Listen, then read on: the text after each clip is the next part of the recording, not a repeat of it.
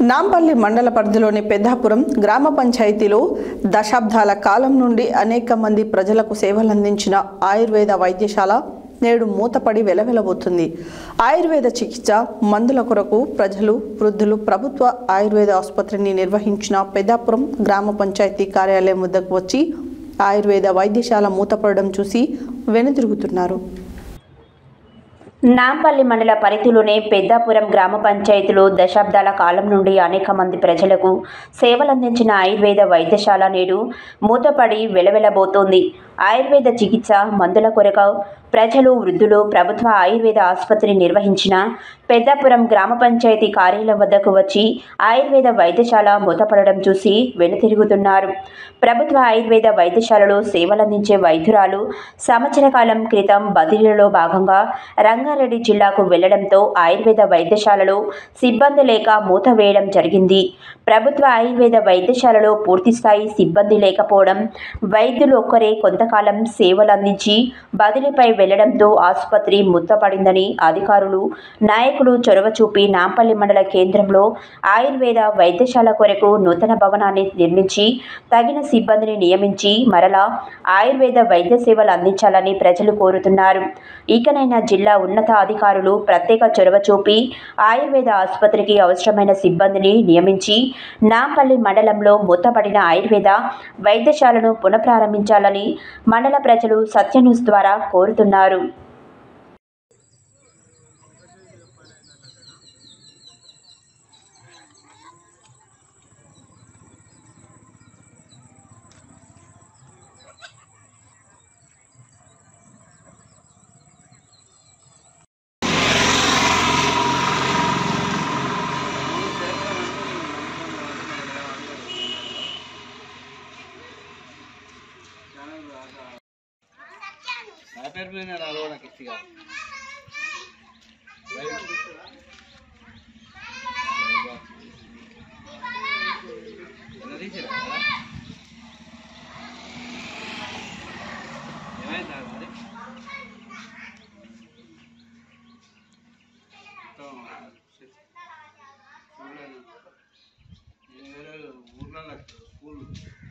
Schools visit చేస్తారు వేరే school బయటనే ఉన్నా మధ్యాహ్నం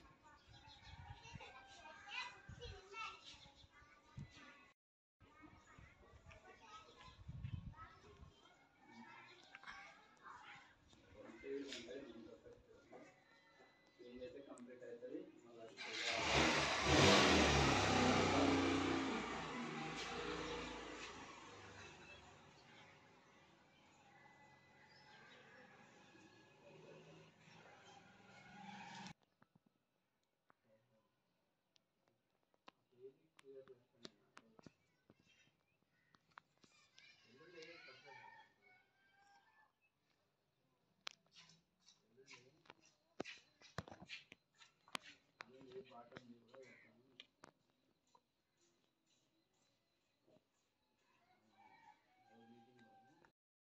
ప్రస్తుతం మనము నాంపల్లి మండల పరిధిలోని పెద్దాపురం గ్రామ పంచాయతీ వద్ద ఉన్నాము. ఇక్కడ పెద్దాపురం గ్రామ పంచాయతీలో అనేక దశాబ్దాల కాలంగా పేద ప్రజలకు సేవలు అందించినటువంటి ఆయుర్వేద ఆసుపత్రి ఉన్నది.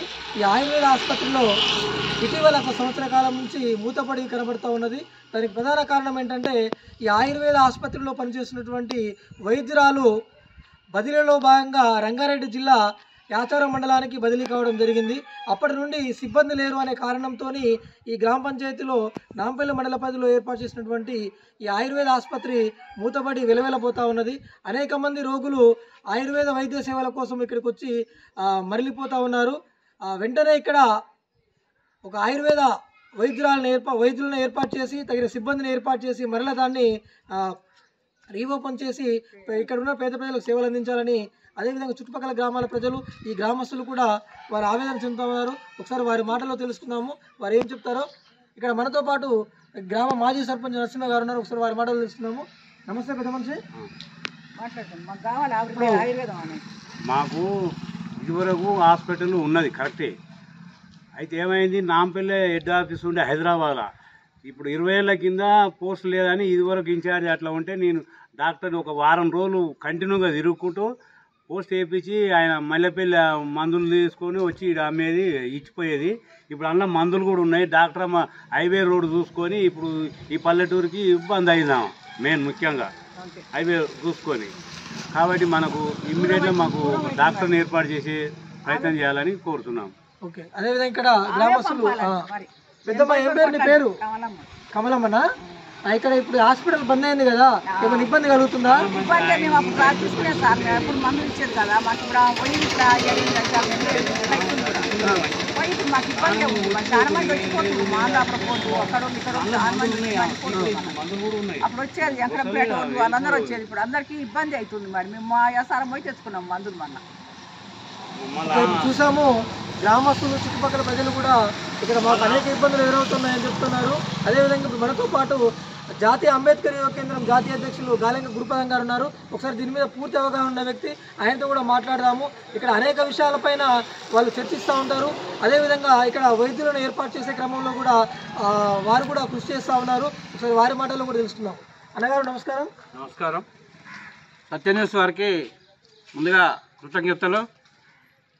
నేను గాలెంక గురుపాదం, నల్గొండ జిల్లా నాంపల్లి మండలం జాతీయ అంబేద్కర్ యువ కేంద్రం అధ్యక్షుడిని. నాంపల్లి మండలం పెద్దాపురం గ్రామ పంచాయతీలో ఆయుర్వేద వైద్యశాల గత 50 సంవత్సరాలుగా పనిచేస్తుంది.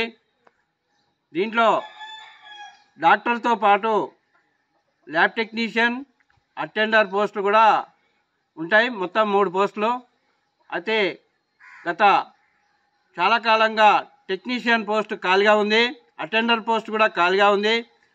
డాక్టరు ఇందిరా గారు ఈ వైద్యశాలలో డాక్టర్గా పనిచేశారు, ఈ ప్రాంతానికి సేవలు అందించారు. అయితే ఇటీవలి కాలంలో ఆమె యాచారం మండలానికి, రంగారెడ్డి జిల్లా యాచారం మండలానికి బదిలీ కావడంతో ఈ హాస్పిటల్ మూతపడ్డది. ఈ ప్రాంత ప్రజలు ఆయుర్వేద వైద్యం చేసుకోవడానికి రోజు ఈ ఆసుపత్రికి వచ్చిపోతారు.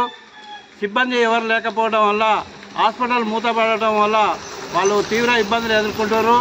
హాస్పిటల్లో అవసరమైన మందులు కూడా ఉన్నాయి, కానీ ఇచ్చేవారు లేరు, వైద్యం చేసేవారు లేరు. కాబట్టి ప్రభుత్వం తక్షణమే స్పందించి ఈ వైద్యశాలలో డాక్టర్ పోస్టుతో పాటు ల్యాబ్ టెక్నీషియన్ పోస్టును, అటెండర్ పోస్టును కూడా వెంటనే భర్తీ చేసి ఆసుపత్రిని యథావిధిగా నడిచే విధంగా చూడాలని కోరుతున్నాం. ఈ ఆసుపత్రికి అవసరమైన భవనాన్ని కూడా మంజూరు చేసి ఆసుపత్రి, ఈ మండలం చాలా వెనుకబడిన ప్రాంతం, అంతా పేదవాళ్ళు ఉంటారు. కాబట్టి ఆయుర్వేద వైద్యం వల్ల అనేక రోగాలు, దీర్ఘకాలిక రోగాలు నయమయ్యే అవకాశం ఉంది. కాబట్టి ఆసుపత్రిని తక్షణమే ప్రారంభించాలని డిమాండ్ చేస్తున్నాం. ఇప్పుడు మనం చూసాము, అదేవిధంగా ప్రజల కోరిక మేరకు అదేవిధంగా ఎక్కువ వైద్య సేవలు అందించడానికి వీళ్ళందరూ కూడా తమ ముందుగా కృషి చేస్తున్నామని చెప్తా ఉన్నారు. అదేవిధంగా ప్రభుత్వము ప్రత్యేకమైన చొరవ చూపి ఇక్కడ అధికారులు కూడా, జిల్లా ఉన్నతాధికారులు కూడా ప్రత్యేక చొరవ చూపి ఒక మండల కేంద్రంలో, నాంపల్లి పురాతన తాలూకా కేంద్రమైనటువంటి మండల కేంద్రంలో ఆయుర్వేద ఆసుపత్రికి ప్రత్యేక భవనాన్ని ఏర్పాటు చేసి తగిన సిబ్బందిని నియమించినట్టయితే ఈ మండల ప్రజలకే కాకుండా చుట్టుపక్కల మండలాల ప్రజలకు కూడా సేవలు అందించడానికి అవకాశంగా ఉంటుంది. కాబట్టి ఈ విషయంపై దృష్టి సారించాలని మేము కూడా సత్య న్యూస్ ద్వారా కోరుతా ఉన్నాము. ఓ2 స్టూడియో వెంకటేశ్వర్లు, సత్య న్యూస్.